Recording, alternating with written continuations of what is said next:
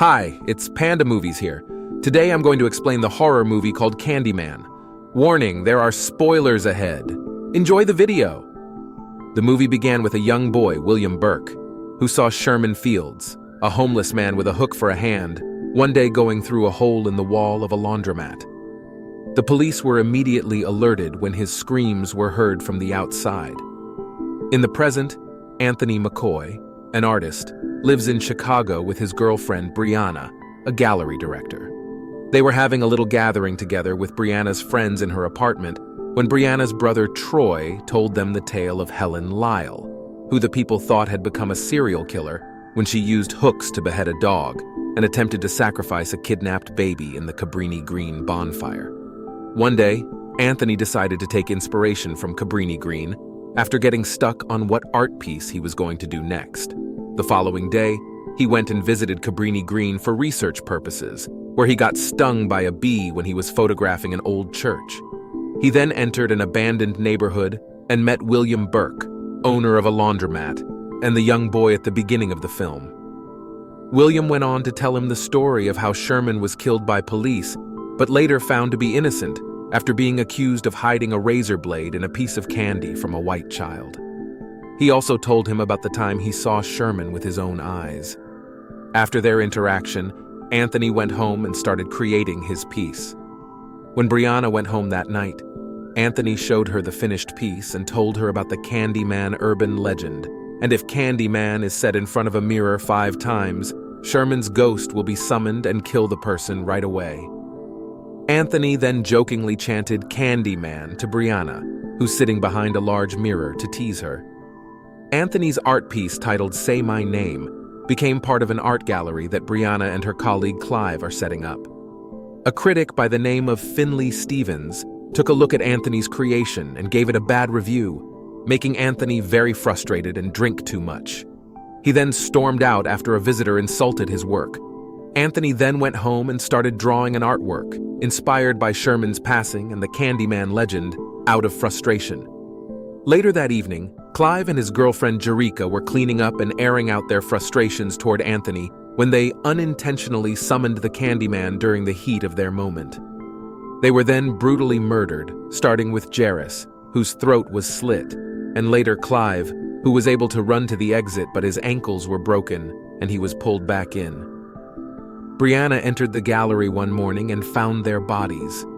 Brianna was completely turned off by Anthony when he smiled upon hearing his name and his artwork on the news about the deaths of Clive and Jerika. Brianna was transported back in time to when she was a young girl and witnessed her father commit suicide after seeing the bodies of her friends and having difficulty sleeping at night. Anthony went out one day to gather Helen Lyle's old research files and recordings when he was once again hunted by the Candyman in the elevator. He started painting gruesome portraits of unidentified men, and as he went deep into Helen Lyle's research, he became obsessed. He went out one night to Finley's apartment for an interview about his Say My Name piece, which somehow changed her outlook towards it. When Finley interviewed him, Anthony encouraged her to summon the Candyman to further her understanding of his artwork. It made Finley uncomfortable, and she excused herself to the bathroom, where she later tried the chant herself. Anthony then saw himself as the Candyman when he looked in the mirror, making him leave immediately. In the middle of a business dinner with Brianna, he found out Finley was killed and abruptly left. Anthony then went to William, who told him all about how the legend originated in the 1890s when Daniel Robitaille, a black artist, had an interracial affair with a client's daughter, was brutally murdered, and his hand was replaced with a hook. William went on to say that the legend has been revived for generations, as the souls of other innocent black men who were killed have joined the Candyman. These have become the subjects of Anthony's paintings.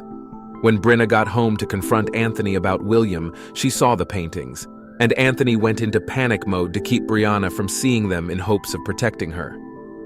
Brianna was then freaked out by Anthony's behavior and left.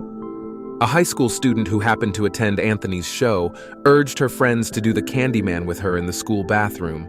They later summoned the Candyman, who killed them one by one.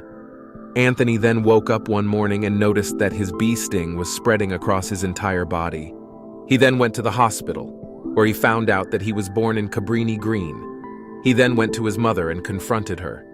She confessed that he was born in the hospital near Cabrini Green and that he was the baby that was taken and was supposed to be sacrificed in the bonfire the night Helen died.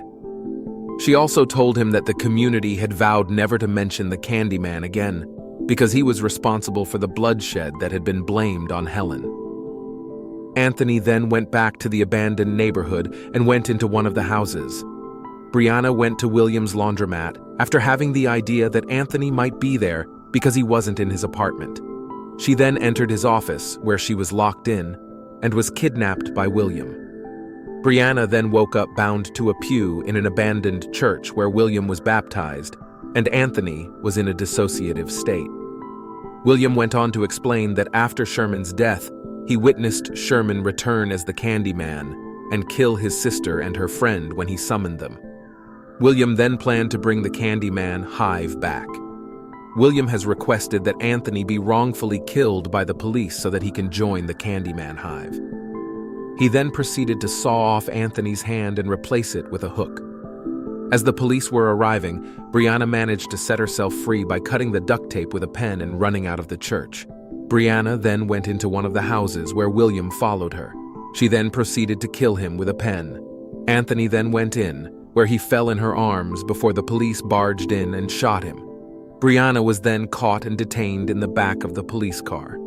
The police then attempted to urge her into admitting that Anthony was the murderer. She then asked the police if she could see herself in the mirror in exchange for all the information he needed. Instead, she summoned the Candyman using the rearview mirror, where Anthony killed the police one by one. Brianna then went out of the car and saw Anthony swarmed by bees. The movie ended with Anthony, whose face turned into Daniel, telling Brianna to tell everyone,